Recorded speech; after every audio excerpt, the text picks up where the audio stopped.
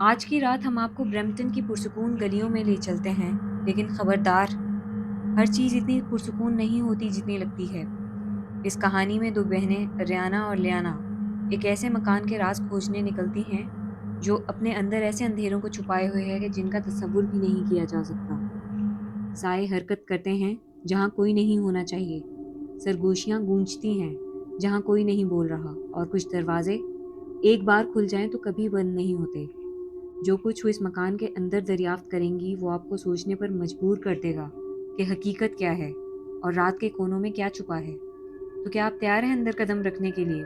کہانی کے ساتھ جڑے رہیے۔ برمپٹن کی خاموش گلی۔ برمپٹن کی ہل کریسٹ ایونیو میں ایک پرانا بھورا سا گھر تھا۔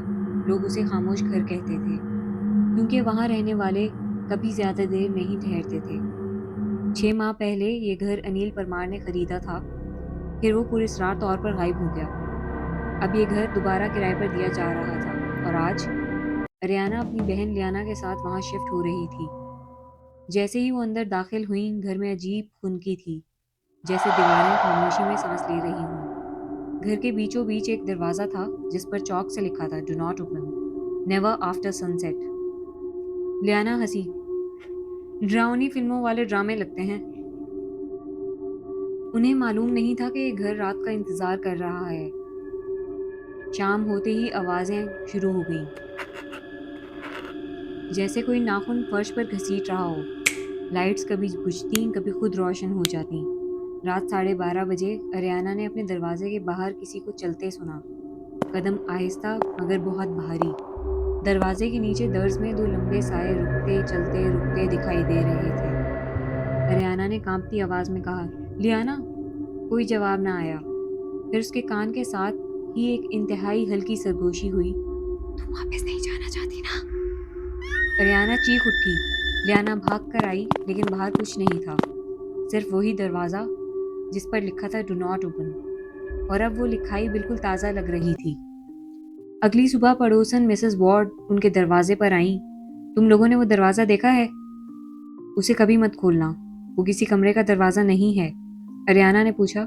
تو پھر کیا ہے؟ مسز وارڈ نے گہری سانس لی۔ وہ دروازہ اس وقت بھی تھا جب وہ گھر پہلی بار بنا تھا۔ جو بھی اندر جاتا ہے وہ واپس نہیں آتا۔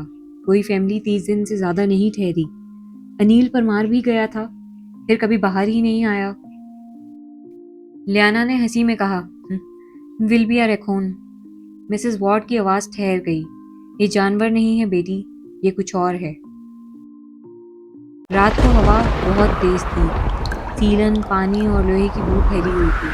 12 بجے لیانا کی چیخ گونجی، ریانا! دروازہ کھل گیا ہے! وہی مصنوعی دروازہ اب آدھا کھلا ہوا تھا، اندر سے گہرا اندھیرا، جیسے روشنی وہاں موجود ہو ہی نہیں سکتی۔ ریانا نے ٹارچ اندر پھینکی۔ روشنی ایک موڑ پر غائب ہو گئی، جیسے کسی نے اسے نگل لیا ہو۔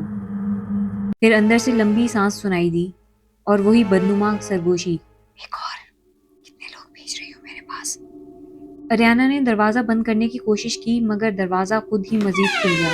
اچانک خود ہی زور سے بند ہوا۔ اب لکھا تھا آلریڈی اوپن۔ اگلے دن اریانا نے گھر کا پرانا ریکارڈ نکلوایا۔ اصل مالک الیاس تھارن نامی شخص تھا۔ 1903 میں غائب ہوا تھا۔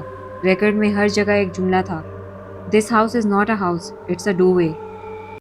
اس رات دروازہ خود دوبارہ کھل گیا۔ اس بار ریانا اور لیانا ٹارچ لے کر اندر گئیں۔ اندر کمرہ بہت لمبا تھا، جیسے زیر زمین راستہ ہو۔ کچھ فاصلے پر سبز نیلی روشنی جھلملا رہی تھی۔ لیانا نے سرگوشی کی، جگہ سانس لے رہی ہے۔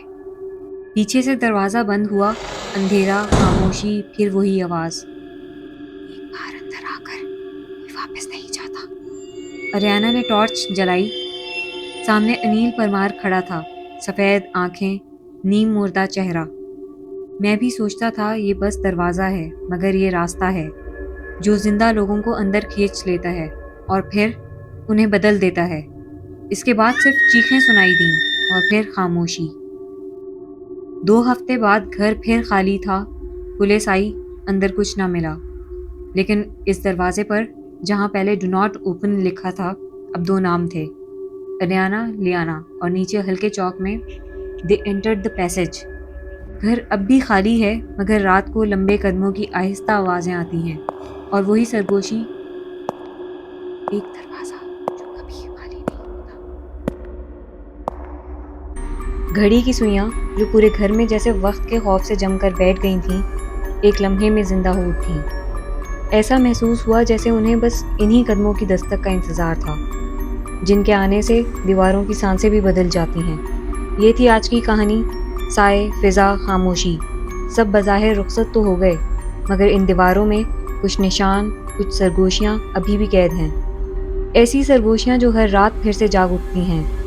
کیا آپ تیار ہیں اس اگلے خوف کی دہلیز پر قدم رکھنے کے لیے، جہاں کہانی ختم نہیں ہوتی بلکہ اندھیرا نیا باب کھولتا ہے؟ تو پھر ملتے ہیں اگلی رات، اگلی کہانی، اگلے سائے میں۔